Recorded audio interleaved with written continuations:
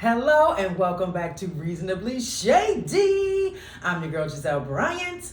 And I am Robyn Dixon. Thank you again for being here with us. Yes, indeed. Yes, indeed. And you know what? We would be remiss if we didn't say that the Real Housewives of Potomac premiered. And anybody who did not watch it is a loser.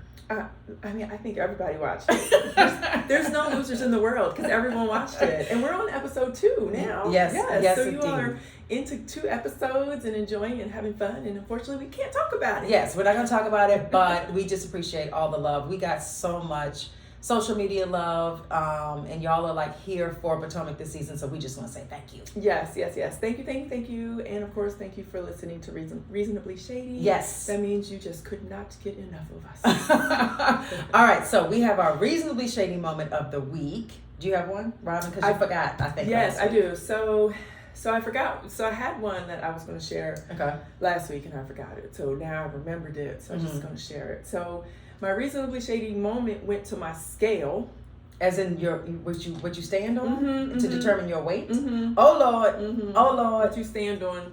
So I usually weigh myself every day. Okay. But when I went out of town, I was gone for like a whole 7 days. And I didn't weigh myself for those 7 days. So then when I came home and I stepped on the scale was like, bitch, where you been at? Because you weigh. Because you are like 6 pounds heavier. Okay, so the scale is shady, or all the food you ate is shady? The scale is shady. Okay. Yes, Okay. The scale is shady because it missed me, and it was like just trying to get in my head. So yes, I was 6 pounds heavier when I got back from vacation. Okay, so I mean, are you doing anything about it, or do you care? I'm like down 3. Down 3. Okay. Yeah. So do you swear by the scale? Because I heard you're not supposed to live by the scale. So I weigh myself all the time, and I know people say, oh, you don't want to go by that because you could your muscle could weigh differently or whatever. Water weight. Yeah, all that. But no, I every day after I eliminate. Oh, Lord. In the morning. And I want y'all to know, it's probably too much information. Robyn has a whole elimination plan and schedule daily. Yes, I'm very regular, and if it gets interrupted, I'm very angry. Yes.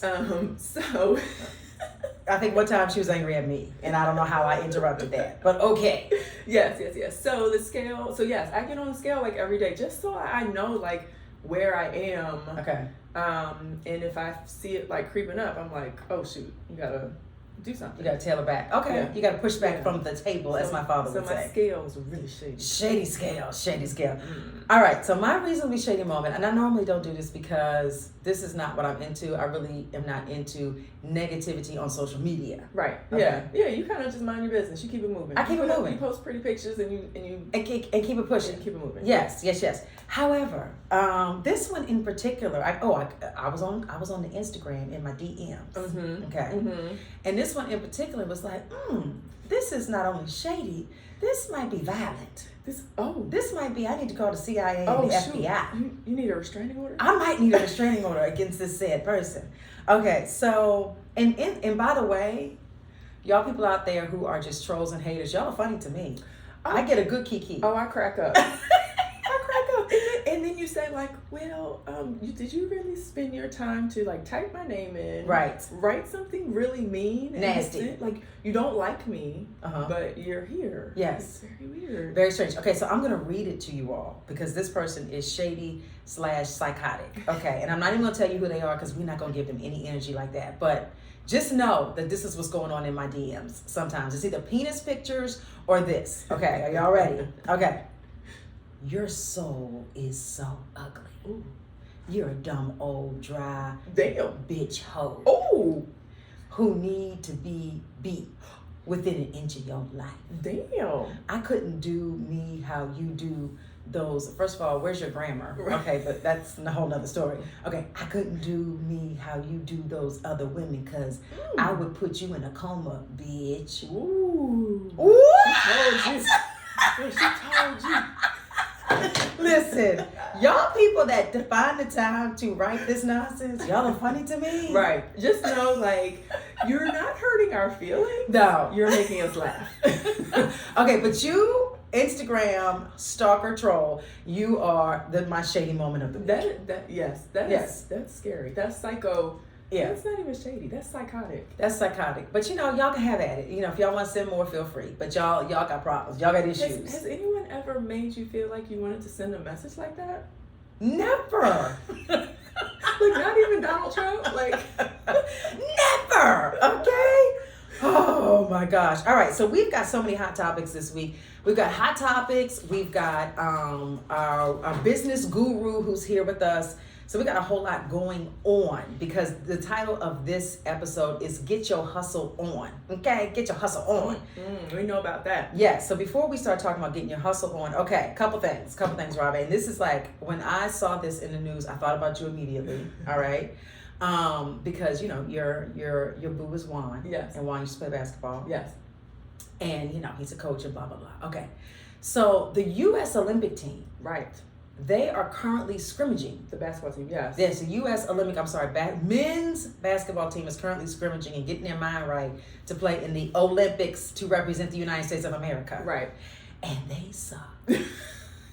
They've lost several games. I know, but they lost to Nigeria. Yes. Okay. I understood that they lost to Nigeria because they lost to some brother. They lost to like some other brothers. I have never in my life heard of Nigeria having a good basketball team. Was it Nigeria or Jamaica? I think it was Nigeria. Okay. But then I kind of gave them a pass for Nigeria. No, you don't get a pass for losing to Nigeria. Okay. You don't. No offense to Nigerians, but right. Like Nigeria has, as far as I know, never had like a strong national basketball team. Nate, how many Nigerians are in the NBA? Probably not one. Yeah, but I mean, right? That's Sergey guy who I want to marry. Is he from Nigeria? Oh, Ibaka. I think he's where is he from? Is he like Cameroon? Let everybody know I'm looking for him. Okay, I'm looking for him. Yeah, he is. Ooh, that thing is sexy. Like a nice piece of chocolate. Sometimes. Yes, he wears tight pants. Yeah, Robyn, how do you know he wears tight pants? I don't know. Anyway, I look at packages. Ooh, and the package is right. Okay, be delivered to my house package. Okay. All right, and then the second time they lost was to Australia. That's when I was like, y'all done. Y'all love losing to Australia. Good play. That's the thing. Australia, I understood more than I understood Nigeria. Like Nigeria was like, that was WTF. Australia, I understand there are actually a number of good professional Australians in the NBA. So, I mean, but still, that should not be happening. Not when you have the likes of like Kevin Durant, Bradley Beal, like these men that are making hundreds of millions of dollars to play in the NBA. Like, that is definitely not okay. It's not okay. And I'm here to say, y'all right now, the U.S. men's basketball team is being shady, and y'all better reasonably get it together before the Olympics starts. They're going to get it together. But I feel like, are we saying, like, are they telling us something? Like they need LeBron or something? Like, of course they need Bron. They need LeBron. They might even need to get people that have retired. Bring back D-Wade. Michael Jordan, Shaquille with his knees that are all messed up. I think, but you know what? I think it's telling of just where the game of basketball is right now. Okay. Because you do see more and more international players in the league, and I think it's just showing you that basketball is becoming the talent level is becoming a little more like even. The playing field is evening out. Yes. So we'll see. Maybe it's a sign of the times. But if y'all don't get it together, we know that Stephen A. Smith will talk about y'all really bad, and I'm bringing him up, and he's the commentator on ESPN, right? Because he was backlash, demolished. Everybody came for him because he talked about the Japanese guy. I missed this. All right, what happened? Okay. So there's a Japanese baseball player. Can't remember who he plays for. I'm gonna say the Dodgers. He plays in the MLB. Okay. Yes, he plays baseball, and he can't speak English. Oh, okay. But he's like the best person on the team. Okay. And so when he does interviews or whatever, I guess there has to be a translator. Okay. And Stephen A. Smith's position is like, look, we're not gonna rally behind somebody like Bryce Harper. We're not going to rally behind somebody. We rally behind Bryce because he's an American boy and he can do press and we can like get behind that. Okay. So Stephen A. Smith is like, we can't get behind this because he's Japanese and he don't speak English. And so, he's not us. So he's pretty much saying like, so this player is like really good? He's the best. Okay, so he's saying like, I don't care how good he is, like I'm never going to give him any. He's saying props he or can't be a attention? franchise player. He can't be a Michael Jordan for the baseball team. He can't. And okay, so this is a tough one because it makes sense when you talk about it, but it sounds very racist. it sounds very racist, and maybe he was coming from an aspect of like, when it comes to a marketing standpoint. Yeah, you know, where those players are, you have the LeBrons who are, they're the face of Nike, and they're doing all the ads and media appearances and stuff. I think he's maybe coming from that standpoint versus like just letting his play speak for itself. Right. It's like almost like two different things. But I don't even understand, like, why does Stephen A. even have to say this? Why like, are you exactly? I need to read more about this. I don't want to sound. I just want to say that he always is borderline wrong. So he got backlash. Yes, huge. I guess it's like okay, let's flip it. If we were in Japan, and you had a American player that couldn't speak Japanese, how would would that play? But he was the best player in the league.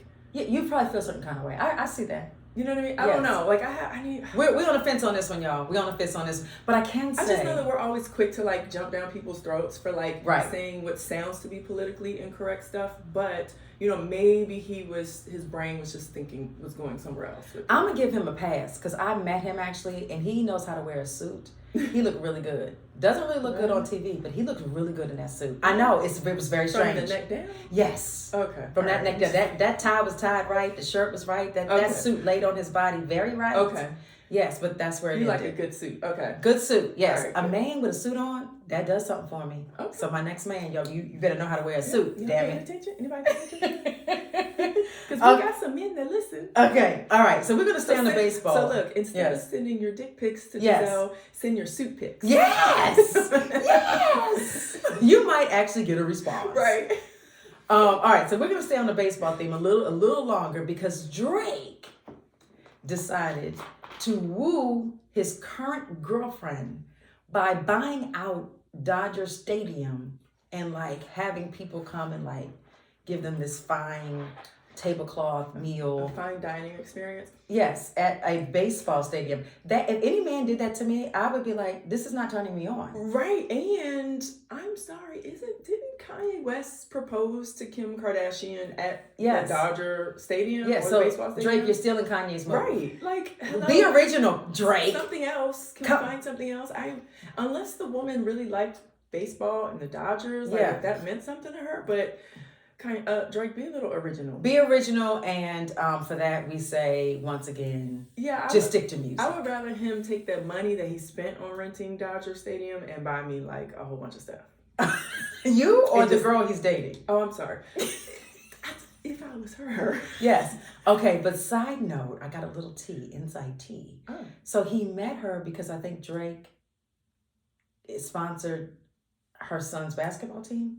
Okay, I'm getting a yes over here from our director of operations, guys. We do have a director of operations. Her name is Carly, and she's with us all the time. And she said to us, this is totally a side note, she's like, what is my title? Like, I'm here all the time, and I'm doing everything for you guys.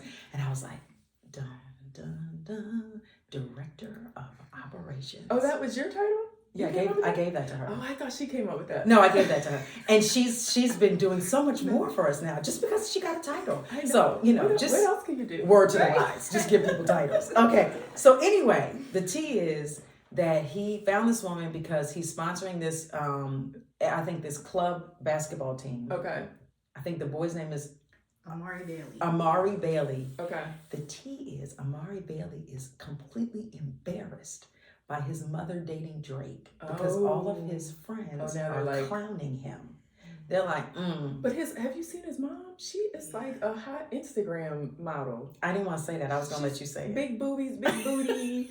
Like, she's typical Drake. Yeah, Drake flicking it up for Instagram. Yeah, she looked like the last one that was a stripper that he had the baby. The with. baby, yes, very similar. Yes, he has a type. He has a type, and he found the type, and the son is embarrassed. If I'm the son, I probably would be more. I would probably think it was cool that my mom was dating Drake, but I probably would be just embarrassed that now all these eyes are on my mom. Right. And they're all commenting on her having a fatty.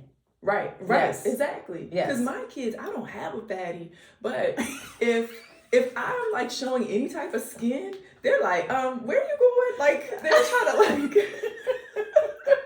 they want me to go around running a Mew Mew. Like, listen, boy moms have a hard time out here in these streets. I wouldn't know, but you know, Robyn's boys be tearing her up. Oh my gosh, like to pieces. But you know what? So this is what I really love about them. They prefer me all natural. So like if I have makeup on, they'll be like, "Why do you have all that makeup on?" Oh. And then when I take it off, they're like, "Okay, that's so much better." Really? So, yeah. So I love that. I love that too. They just want their mom to be just, you know, fresh face Friday. To look like one of their friends. They want me to look like their friends so I can like wrestle with them. Oh, okay, yes. That's something we don't do over here in the girl house.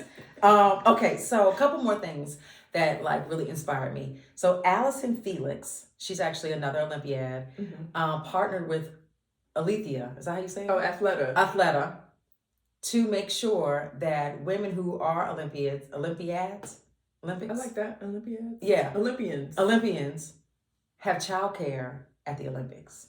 Fantastic. So they're putting up $200,000. She obviously is a black woman because, you know, no, I shouldn't say that. I shouldn't say white people wouldn't think about that. That was terrible. She is a black woman and she's doing some black girl magic. Right. Yes. Well, you know, I think when she was, is this, correct me if I'm wrong, but I feel like when she was pregnant, wasn't she dropped by Nike or something because she was pregnant or something like that? Or when she had a baby, she was dropped. So she definitely went through some sort of like issues when it comes to being a mother. Yes. And so this is a great way to support these athletes and say, you know, you have support. Yes.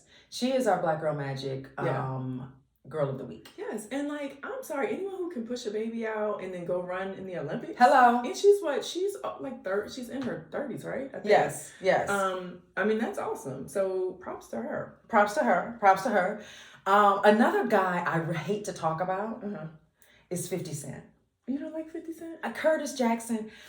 He just comes for people unnecessarily. Yeah, I feel like he's like a bully. Yeah, he's a big fat bully. Yeah. And I don't like to talk about him, but we're going to talk about him today because he's actually on the right side of right this time. Oh, where?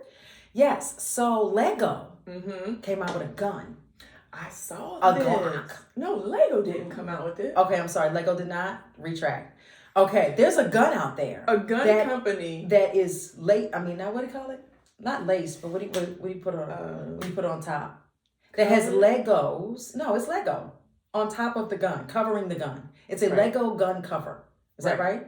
So it's not actually Legos. It just looks like Legos. Looks like Legos. That's why Lego is. Okay, let's start this all over again. Okay, so get a cease and desist. I know. Okay, so there's a gun out there that looks like Lego covering it, and it looks very child friendly. Right.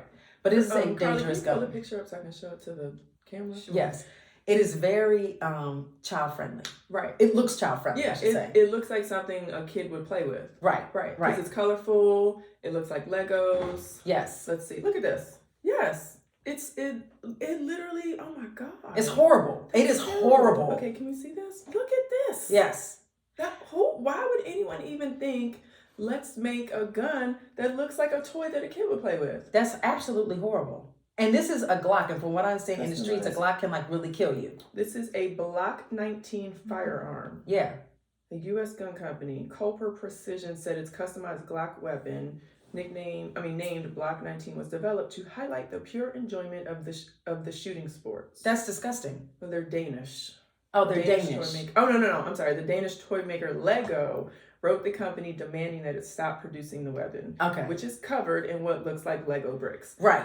Yeah, this is problematic. That's problematic. But 50 Cent brought it out, you know, he said, look at here. He brought attention to this. Okay. Yeah, he said, look at here, this is not cool. And I once again, Curtis Jackson's now my friend. Oh, good. Yes. He's in your good graces. Yes, he is. But that's good. He brought attention to it. Hopefully this this gun does not see the light of day. Yes. Because that's a disaster waiting to happen. 100%. It's like no matter how diligent parents try to be and protect their kids, like something like that, sometimes you can't protect your kids from that. No, you can't. And let's say a kid was out playing in, I don't know, a field or something, because we've had this happen, and they were holding that. Right.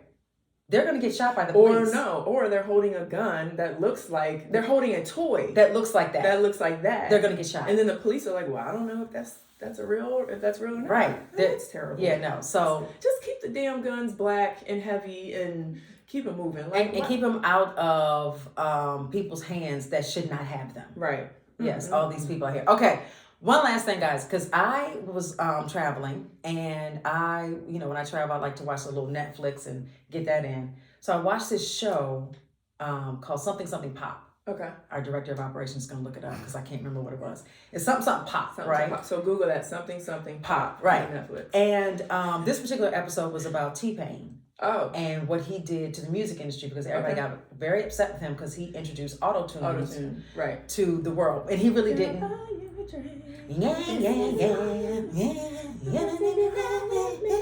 That was the song. Okay, so they showed the history of it, and to be quite honest, Cher kind of introduced auto-tune. Do you remember that song? Do you believe life after love, after love, after love? That was auto-tune? Yes. Get out. So, long story short, something pop is really called This Is Pop. Yes. Yes. Okay. The show on Netflix, guys, is called This Is Pop. And so I'm building up to the story here. So T-Pain recently came out and said he is so angry with all of these rappers out here right now because they all sound the same. There's no originality. You can't tell them apart. And he's sick of it. Okay, I agree.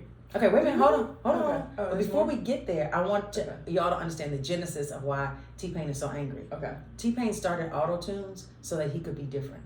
So that he could have a different sound. And now they're all doing auto-tune. Is that what it's... And now he's saying, y'all were so mad at me because I did auto-tune, but I did that so that I could have a career. Right? And so now we get, 20 years later, and all y'all still sound the same again. Right. So auto-tune or not, right? So I think that's okay, I would say the music today all sounds the same. Yes, it's it does. the same, like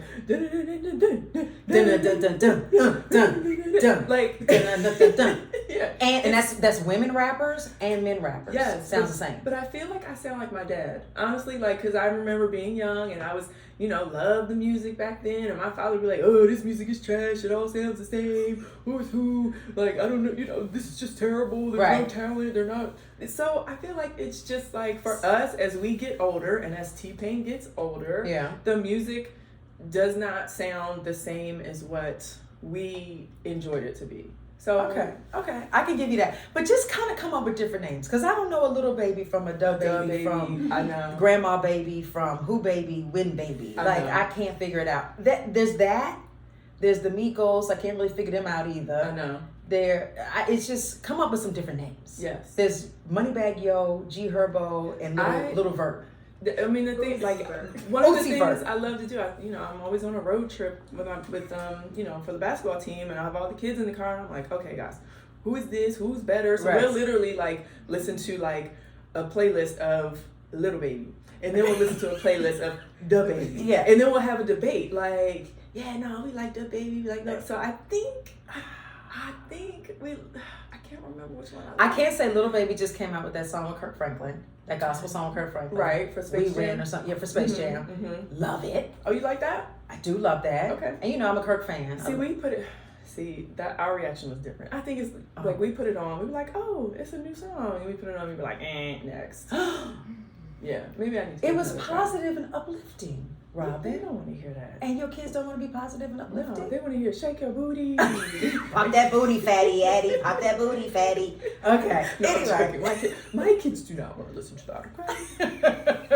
All right. We digress. Okay. We've got some serious business happening on this episode, and it is called The Business of Business. Woo, woo. So wait, before you keep talking, I want to say we got a comment one day that was like, we like to have fun, laugh, joke. We talk about all different types of stuff. And someone was like, you all need to talk about stuff of substance, like business and this and that and other. And I'm like, damn, like, can you be patient? We just started here. Yes, this is episode, 4? 8, 9? Who knows? I mean, whatever. Give us a minute. We're gonna talk about a variety of things. Yes. Some being fun and trivial. Yes, right. That was like the first 20 minutes. Yes, and some being actually useful for your life. And I want to say also, I want to read this one comment that I got, but I've had people say like, thank you for, just brightening my day. Right. So if we can just brighten someone's day by being ourselves and being silly, then That's what we gonna do. Mission accomplished. Mission. But anyway, I'm sorry, I cut you off. Yes, It's okay. Into the topic. It's okay. Yes, the topic, because the topic is get your hustle on, and we're gonna talk about the business of businesses and being an entrepreneur and just getting your grind on. So we have an expert with us today. Whoop, whoop. Yes, we have somebody who actually knows a whole lot more about business than Robyn and I do. Yes. Which speaks volumes. Absolutely. Because we got our business hustle on. Yes. Are you gonna introduce her? Yes, Okay. I will. Okay, so first of all, Vicki Irvin is my friend. I actually met her on a business level. You probably actually, if you go back to season 3, hold on, you just muted. Oh, I muted you. Okay. Oh, Yes, oh, Gizelle just muted me. Oh, you want to unmute? yeah. Okay. Look, Gizelle, stop trying to be a producer here, okay? Let me handle that. Boom. Okay. Okay. So, Vicki Irvin is my friend. You may have seen her on season 3, where she was present during my entrepreneurship event, my She's Empowered event, where I was talking about entrepreneurship and women and all that good stuff, because I myself was very interested in being an entrepreneur. And I kind of sought out Vicki for help and advice, and I thought, oh my gosh, so many other women want this same advice. So Vicki has been a great resource for me when it comes to business. So I'm gonna read her bio real quick. Vicki Irvin is a business consultant and expert marketer for 6- and 7-figure business owners and entrepreneurs. Her very first entrepreneurial endeavor created a multi-million-dollar business within 12 months. Vicki has consulted with over 2,000 people and celebrities on how to increase their own wealth, boost their profits, and employ marketing strategies that few have been exposed to. The success of Vicki's consulting business is built on her targeted focus of dream client attraction, sales conversion, and branding. She teaches both online and direct mail marketing using a diverse array of cutting-edge advertising methods. She is the creator and founder of the SWL Cosmetics Collection, a full-service cosmetics company and line that is sold worldwide and caters to women of color. So, everyone, welcome Vicki Irvin to the stage. Okay, all right, we're back. Yes. Okay, so Vicki, thank you for being here with us. You have been such a valuable resource to me, whether it's just motivating me to start my business. You've been very helpful with my Facebook ads. It's like anytime I have a question about business, I'm like calling Vicki, like, what should I do? You know, what do you recommend? She's been an amazing resource for me. So thank you for being here. Yeah, so Vicki's about to drop some knowledge, people. So get your pen and your paper. Get ready. Yes. So Gizelle, so we want to, I know we have a list of questions, but I think the first thing to say, like, first of all, I would assume with our listeners, there are a number of people listening. One, there's people who are not entrepreneurs, but would love to be one, or would always hear, this talk about having multiple streams of income, and, having, you might have your 9 to 5, but they might have dreams to start their own business. So we have those types of people. We have other people who do have their own business, and hopefully they're successful, flourishing. But as a business owner, I can say myself, you're always looking to learn more, and you're always looking to be like motivated, re-energized. And then you might have people who are entrepreneurs but are struggling. Yes. Yeah, they want to give up. They just want to give up. Right. Yeah. Right. We all want to give up. Every other day, like the whole scale is like, oh, I'm doing great. Oh my God, I suck. Oh, I'm doing great. That's the whole cycle of entrepreneurship. No matter where you are, it's just a part of it. Right. For sure. So what advice would you give for somebody they have their 9 to 5, but they want to start their side hustle, but they're scared to like jump out there and take that leap? Yeah. First, let me say this. Like, I think there's a lot of pressure for people to be entrepreneurs today, and everybody doesn't have to be an entrepreneur. It's like with social media, it's like everyone has their own business, and you're looking like, well, what's wrong with me? Right. But you don't have to be an entrepreneur. I think sometimes people kind of put this slant on it where if you're not an entrepreneur, then you're like failing in life. And that's not so. Some people really enjoy what they do at work in their 9 to 5 in their job, and that's fine. So a lot of people sometimes feel pressure for that. But for the person who does have that, that curiosity, like what can I do? I want to do something else, or I hate my job. What can I do?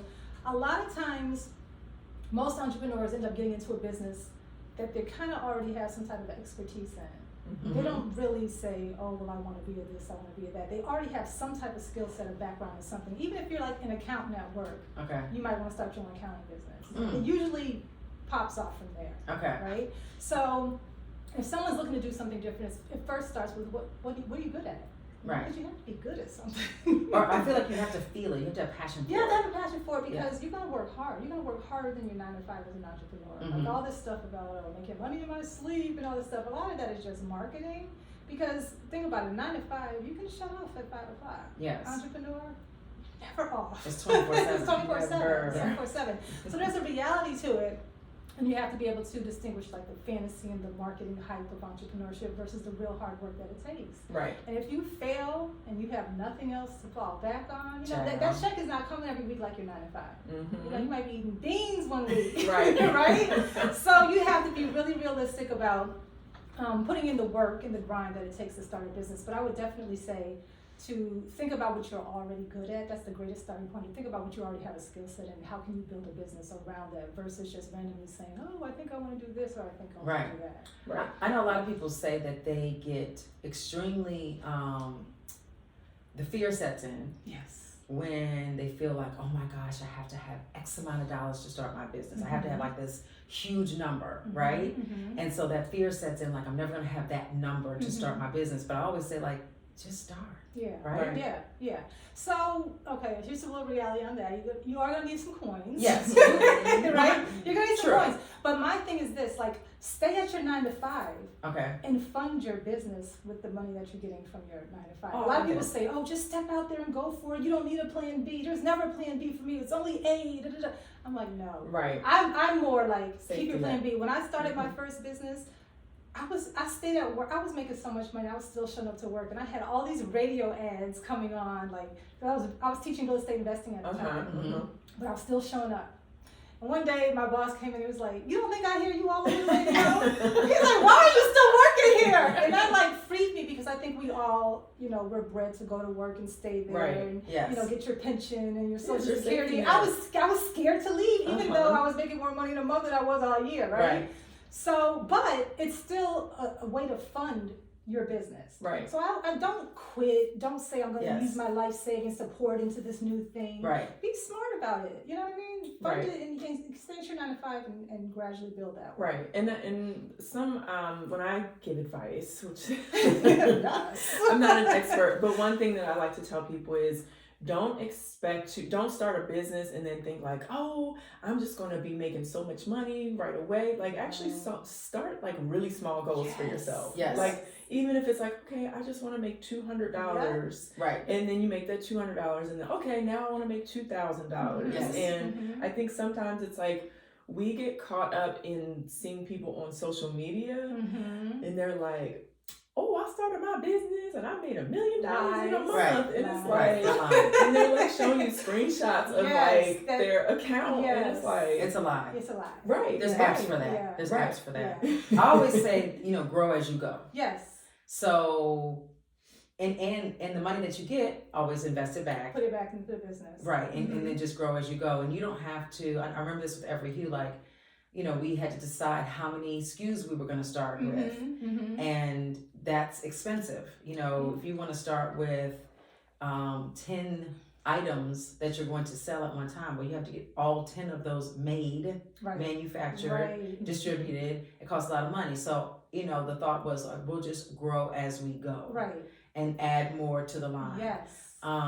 That's one way to do it because don't get caught up in the social media lie game. Right. Right. And what you were saying, Robyn, is good because you need to see what's possible. If it's just $200, it gives you the confidence to say, wow, like somebody bought my thing or they really want it. And that motivates you, you know, to keep pushing. So just those small wins go a long way in keeping you going forward. Right. Sure. So what industry do you feel like people should stay away from? And then what do you think would be great for them to start a business in? I don't necessarily think there's any particular industry you should stay away from. My biggest thing is like a lot of people always say, well, the market is so saturated and there's so much competition. Yes. But if you do the numbers, we only need a certain amount of customers to make our own money. Mm-hmm. Like everyone, you know, with the cosmetic line, like, you know, everyone doesn't want to buy Fenty. Everyone doesn't want to buy MAC. Everyone doesn't want to buy the big ones. People say, oh, everyone has a cosmetic company. But when they find the one that they love, they're going to stick there. And I don't need the same amount of customers as Rihanna. Right. You know what I mean? And so don't worry about market competition because no one person can service everybody in the world. That's why we always see McDonald's and Burger King by each other. Oh, I you know never what thought about that. Like, oh my, we don't say, oh, God, there's so many Burger Kings, it's saturated. You know what I mean? Right. There's competition, so many restaurants. Because no one restaurant can service all the people in the world. I never thought about that. You know That's what I mean? right. Yeah. So actually, if you think about it, if you see an industry that's saturated, it's saturated because there's money to be made there. So it's actually good to go into that industry. Okay, Vicki dropping some knowledge on Very her. So for people who, so say someone has a product idea, and they're looking for manufacturers. I feel like that is where a lot of people might stop. Yes. Because like, where do you find manufacturers? How do you know which ones are reputable and trustworthy? And, you know, that to me, it's like, I have tons of ideas of products that I would like to, you know, do or get into, but I'm like, I just don't even know where to go. Right. You know, like, is there a trick or is there a resource or something? Yeah. People have, for different industries, like I see out there, you see people selling like their vendor lists and Yes, stuff like I that. bought one time. Yeah, and I don't personally. Is that a trick too? I don't know. There's like vendor lists. Like, Okay. say you want to go into selling like you want to open a hair boutique. or hair. You know, everybody sells, you know, all the hair and stuff. You want to sell the hair. Well, where do you get the good hair from? You know, what vendors do you go to who you know are already tested and proven? So a lot of times, people who are already established will sell their vendor list. Yeah. And you know that you can see that they're already a good business that's going on, and they'll give you their vendor list for. Oh, that's a good. whatever. Yeah. Okay. Yeah. And that makes it, I always felt like the whole manufacturing process was just overwhelming, right? And you can get so stuck in being overwhelmed that you quit. Yeah, that you quit. Yeah. And so what we can't do as entrepreneurs, and it's hard, it's a struggle all the time, is let like little hang-ups shut you down, because there's always going to be something where you're like, I don't get that. I don't get that. I don't get that. And it'll stop you. You'll get distracted and you'll go do something else. Yes. But you just have to push through those things. You know, it's not the end of the world. It's not the hardest thing you're going to have to face in your business. You can find a freaking manufacturer, right? Yeah. But people are actually, they're selling their vendor list, and they already are in business using these people. Yeah. And it's kind of a way to find, like, it's like a referral almost. It's like I didn't know anything about vendor lists. Yeah, I bought one a long time ago because I thought I wanted to open a clothing boutique. And so I opened a vendor list of clothing manufacturers. Yes. Yeah. But I never did anything with it. Okay, so you have businesses that are seasoned. They've been around for a while. How, and they're stuck in not being able to grow. What advice would you give? Yeah, so that's the phase where you're trying to scale up. And that's a doozy. I'm not gonna lie. That's a big because we talk about putting the money back in the business, and then what happens is like you reach this point where the demand gets higher, and you're not used to putting out that much money to get the product back in, and you're like, I want to fulfill the demand, but where's the money going to come from? You get stuck in this cycle, right? And so that's where people start to look at getting funding. Okay. You know what I mean? Getting funding or partnering with people. Okay, so that's a good way to grow. It's a good way to grow. Otherwise, and if you don't like take the plunge and fix that problem, you're going to stay stuck in a circle. Right. So it's always the push-pull of, oh my God, people want this stuff, the demand's so high, but I can't keep the product coming in as much. And Robyn, you and I have talked about I was going to say, Robyn, this is probably this is your issue. Oh, this is definitely and I told Robyn, I feel her on that. It's like, I don't want to order like 1 million of this, even though you know, good and well, that you're going to sell out every time. You still cling to this thing, but what if I don't? I'm stuck with this inventory. I know. And then when I don't have inventory, I'm sitting stagnant. And you're missing out on sales. And you're missing out on sales. Right. So you're basically telling Robyn she needs to partner with someone or get some funding. Or get some funding. Or get some help. Or get some help. Or take the plunge and just like put all the money over there. Because you've been at, like with your hat business for a while, you know how your stuff, you have a little bit of data to tell you how your stuff is gonna flow. And you know, like, okay, if I spend more to get more product in, I know I'm gonna sell this. Right. Because if I keep doing this, I sell out and then I'm not making any money and everyone's mad at me because I'm sold out again. And they're sitting waiting. And they're sitting waiting like, why ain't we sold out? Yeah, and then you lose customers. Yeah, I call that sales prevention. Yeah. No, I mean that definitely I've definitely been in that hamster wheel, I'll say. But I guess another issue for people who are stuck in their businesses is the marketing aspect, or getting the word out, or getting new customers. So they might have the product sitting, or they might have, you know, if they're offering services, like they're waiting for someone to call them. So what do we do in that situation? So marketing is like, to me, a business owner, entrepreneur needs to spend the majority of their time on marketing. Really? We already know you have a great product. Okay. We already know people want it. It's good. Like, but how are you gonna let more people know about it? Right. And so that's where you need to put most of your money, is in client attraction. Okay. And building your client. But what does that look like? Is that social media? Then that's paying for advertising. Okay. Ads on Facebook and different social media platforms. That's probably the biggest thing that people are doing right now, is actually paying for ads. Okay. And that's a whole, and so you also need to invest in yourself to learn those things, to learn how to do them. Right. Because again, as an entrepreneur, you need to spend a majority of your time generating sales. Right? And how do you do that? You run ads. Well, are you going to pay somebody to run the ads for you, or are you going to learn how to run the ads yourself? Right. You know? And you have to make sure that ads are quality, that people are actually going to look at them. Yeah, and that's a whole learning what ads work. Because there's data out there. Like the people who teach how to run Facebook advertising, they know what works. I mean, they're always testing, right? Because ads have something they call ad fatigue. And you can run an ad that's a hit for a week, and it's just booming, it's just hitting it. And then after a week, it stops working. Because people have already seen They've it. seen it. So Okay. it reaches a point where It's it's called stale. ad fatigue. It's stale. You gotta change the head. Sometimes it's the headline. Sometimes it's the picture. Sometimes it's the copy. All those things get played with all the time in Facebook advertising. And so I tell people, like, everyone's not going to be able to do just organic sales.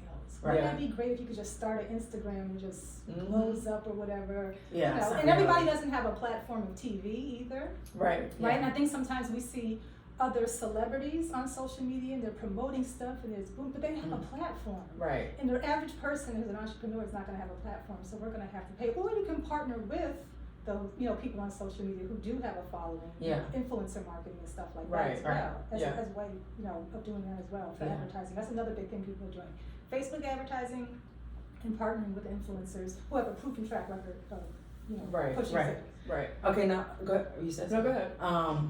What I was gonna say about Robyn's Embellished is that it was ingenious that she has the satin inside the hat. Yes. Right? That was like ingenious. Nobody's ever seen that before. It's so necessary and needed, especially for Black women and our hair. So that was amazing. But that was something that wasn't out there in the market, and you feel that need. Earlier today, I was talking to Vicki, and she was telling me something that she's working on that's not out there yet, and so she's feeling a need.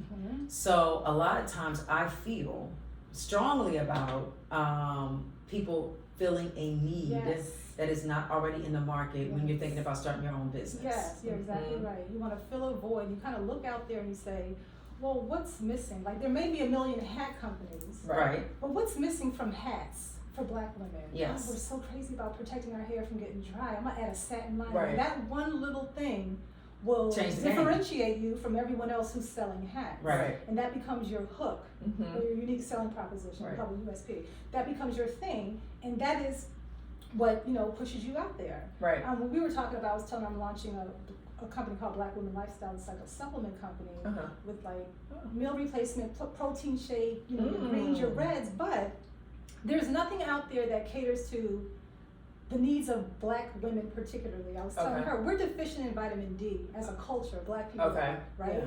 And so if you go to GNC, they're just going to have the normal amount of vitamin D. I'm going to add stuff that I know our culture is deficient in and add more vitamin D to our stuff. And have something called a supplement company that caters to the needs of Black women and things that we're deficient in. We don't need all the sugar they put in GNC because we're predisposed to diabetes and all that stuff. So we were talking about how that fills a void, because I don't think anyone's ever done that from what I've seen. Cater specifically to the way our bodies are made up. Right. So different things like that, you're exactly right, can help when you enter the market, do something different. And one of the best things I say is find out what everybody else is doing and do the opposite. Because everybody looks alike. It's like the phone book. Remember Yellow Pages? I'm going to date myself, but it's like pick a plumber. Like, you open the Yellow Pages, it's like you need a plumber. Like, how do you know which one to call? They all look the same. Right. And that's how it is now. Everybody's the same. And when you get in business, you tend to look at what everyone else is doing and you say, okay, this is what I should be doing too. Yes. Everybody does that, so they all look the same. So the person who dares to do the opposite is the one who's going to stand out.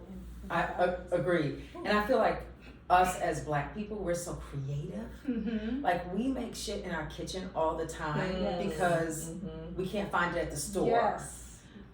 Say whatever you want about Kim Kardashian, but when I was younger, I remember cutting my pantyhose or whatever because that had a slit in my dress. Right. And so, you know, she just happened to come out with it, you know, her Skims shapewear. Yes.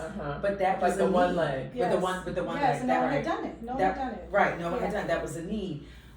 So I want to encourage anybody who's at home. You're creating your own thing. You're making your own thing. You're in your mama's kitchen. You're about to burn it down. Whatever it is that you concocting, you know, you're probably using it for you, but it also can fill a need for so many other people. Absolutely. So get your business on. Absolutely. You got to start thinking that way, like, and then move with it. Move with the idea, because if you don't, somebody else will. Yes. They're gonna always be on your heels. You're gonna be like, oh, I Right, thought about that that's 20 years ago. Right. I could have been a gazillionaire by now. But Vicki's saying that there isn't anything in GNC that is specific for the Black community.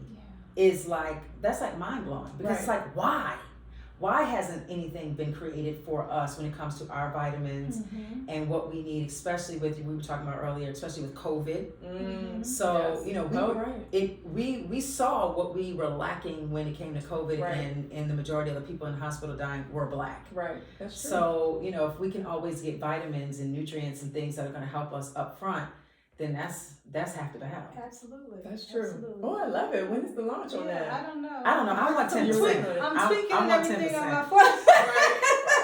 I'm tweaking those formulas to get it just right. But I just, you know, we have to pay attention to our bodies, our culture, what runs in our genes and our genetics, and create products that are healthier for the culture. Yeah. And I always want to encourage people, like, don't feel like whatever you're coming up with is stupid. Right? People are always like, oh, this is stupid, or oh, nobody's gonna buy it, or oh, I'm gonna waste my money. No, it's not stupid. Right. Unless it really is stupid. Then just don't do it. I think what happens is you think it was like it was a no-brainer for you. Right. And so you don't think anyone else is gonna recognize. I mean, how many times have you had a great idea and you think it's stupid, and people are like, oh my God, you know? So you have to step outside of yourself. That's why it helps to talk to other people you can bounce stuff off of. Because if we stay inside our own head, we'll go nowhere. We'll go nowhere. Now, what is your advice for people who want to just, you know, they get excited, they're ready to be an entrepreneur, they got their little $500, they're investing in their little business, they get their business up and running, and they just don't want to ask anybody for help. They don't want to rely on anybody else. They don't want to, you know, they have decided that they're going to do it all on their own. What is your advice for those people? Good luck. Because there's a lot of people like that. I know. Yeah. You can't do it alone. Right. There's many entrepreneurs who tried and they realized that they need help. Yeah. From getting the idea out your head. I mean, there's always something that you're not good at in business. You may be the brains behind it, but there's going to be other aspects of the business that you're not good at, whether it's the marketing, or it's this or that. Right. So you have to bring other people in the fold to execute everything. Right. You're not going to be a great marketer, and I created the product, and I did the formulas, and I did that. Nobody does all that. Right. No. And I think sometimes people don't even know who to go to or where to ask, like, you know, where to ask for help. But sometimes it's like, okay, what if you just go on your Facebook and put out a post and say, hey, I have an idea of, you know, XYZ. Is there anyone that can, you know, I can talk to about? So it's like, sometimes it's like, what do they say? Closed mouths don't get fed. Yeah. So, So it's just as simple as going to Facebook, making a post, and see, you might have one person respond, but that one person might point you in the right direction. That's right. Yeah. So open your mouth and ask. I see a lot of people sometimes say, I have a business and my friends, my family don't support me, and I get so much support from strangers. And I can't believe my friends don't support me, my family, and I'm so angry. And and that kind of disappoints them to the point where it you know, makes them shuts them down because they're looking for the people around them to support them. So that's huge. It's huge. Having coached people for so many years, it's like one of the number one things they talk about. The lack of support is from a spouse. Right. A lot of times from a spouse. People tell them that they're silly, don't leave your job or whatever. And that, you know, it does. A lot of people will never get started or they'll give up because of that. Right. So I always tell people this. You know, everyone's not going to get support. And it is what it is. You can't make anybody support you, right? Yes. So you have to be your number one cheerleader. Yeah. You know what I mean? You have to be number one cheerleader. And strangers will egg you on and push you before the people who you think are supposed to, but the people you think are supposed to, they kind of don't want to see They you get kinda ahead. hate They're you, kind of hating on you. They hating. They're fine if they're here and you're here. But Right. if you Yes. have the potential to go here, Right. they don't like that. But then let you blow up, and then they're trying to. Child. They want to be along for the ride. Yes, just take names, just take people lists. Yes. Yep. Keep Yes. But you know, I think you just have to keep it moving, and you have You to do. focus on those that support you. Mhm. And you know, if people don't support you, like, you just don't let that stop you and get and you know, cause hang-ups and stuff. Yeah, Yes. don't let that stop you at all. Yeah. All right, so Vicki, we're about to wrap this up. Okay. But I would love a couple of tips, just for anybody who's A, wants to give up, B, doesn't understand how to grow, or if like you are the bomb.com and your business is booming, like what would you tell those people? Yeah, so the people's businesses are booming and they want to go to the next level. Invest in scaling up. You know, Okay. more capital if you find yourself stuck in a cycle, that's for sure. Yeah. The person who wants to, you're just starting out, consistency, staying at it, and understanding that it does not happen overnight no matter what you see on social media. Social media is a fantasy land. Half the people saying they're entrepreneurs still got jobs that you just don't know they're going to work every day.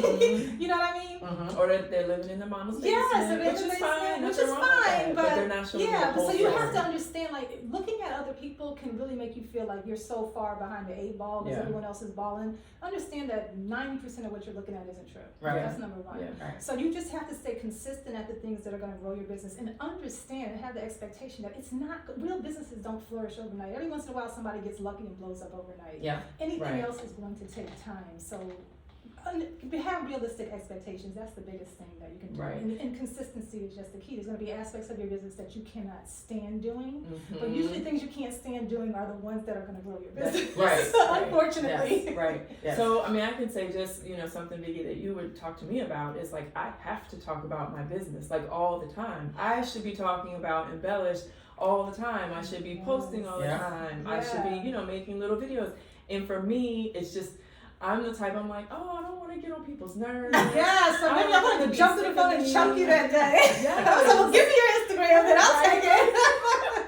But you know, you're building, you have a following and you're building and you're engaging with people. Yeah. And I used to tell people all the time, they're like, I didn't want to sell anything, you know, or speakers, they get on stage and they speak and they have the crowds clapping their hands, but they didn't want to sell a product. But then when they get off the stage, all these people run up to them and go, do you have anything I can buy? Do you have a product or a book? They're like, oh my God, I felt so stupid. Because Right. if you have something and people like you, you know, Yes. you're talking about, they're going to want to invest in what you have. Absolutely. And so you sit there, some people are like, I had no idea. Right. Yeah. So it's your job as a business owner to promote your business. 100%. It's absolutely your job. It's Right. not about bragging or people thinking, oh, like those people are going to talk about you regardless. You better let everybody know about that. Right. Yes. Of course. Yes. Of course. Yeah. You heard my shady moment, that direct message that I read. Yes. So those people are always gonna hate on No you. matter what you Well, do, that's true. Right. They don't care. Yeah, that's true. Yes. That's true. And you can't give strangers and haters that much power to shut you down off Right. making money. That sounds kind of ridiculous. Somebody you don't know through social media was able to shut your coins down. Right. Exactly. Insane. Preach, Vicki, preach. Insane. Preach.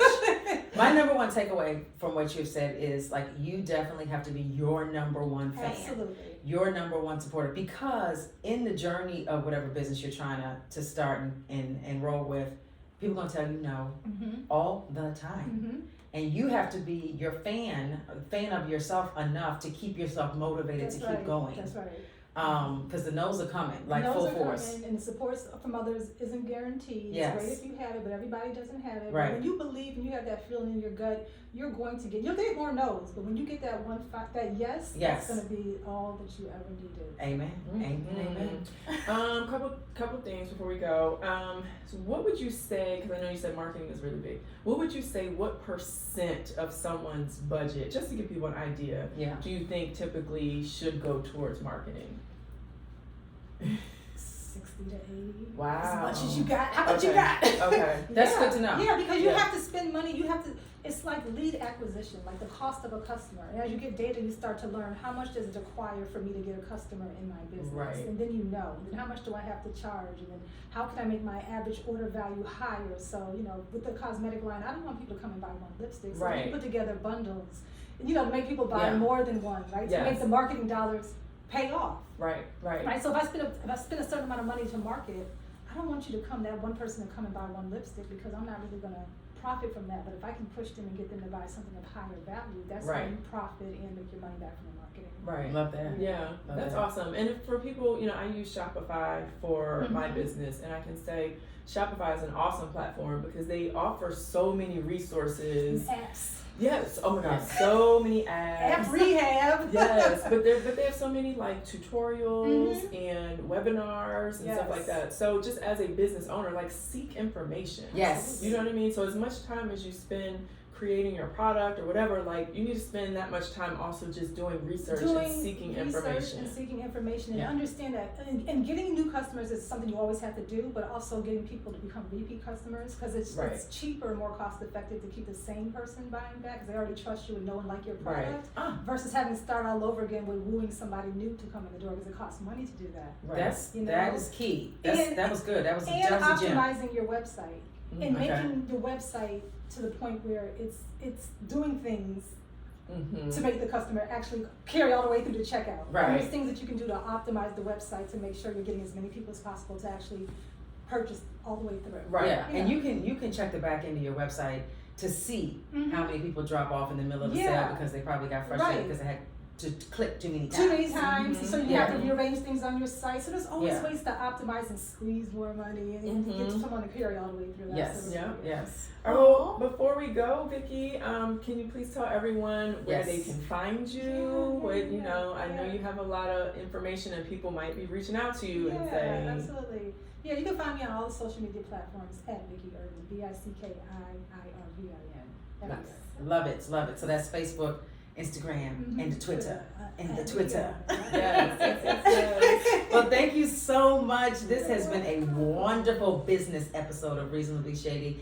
And all I can say is, in this next week, live your life either reasonable or shady. Yes, and send us your questions. What's up at Reasonably Shady? Send us your business questions, whatever, your advice questions, whatever it might be, your shady questions. If you want us to read your shady comment, we might. And we're going to laugh. Yes, indeed. All right, see you next week, peoples. All right.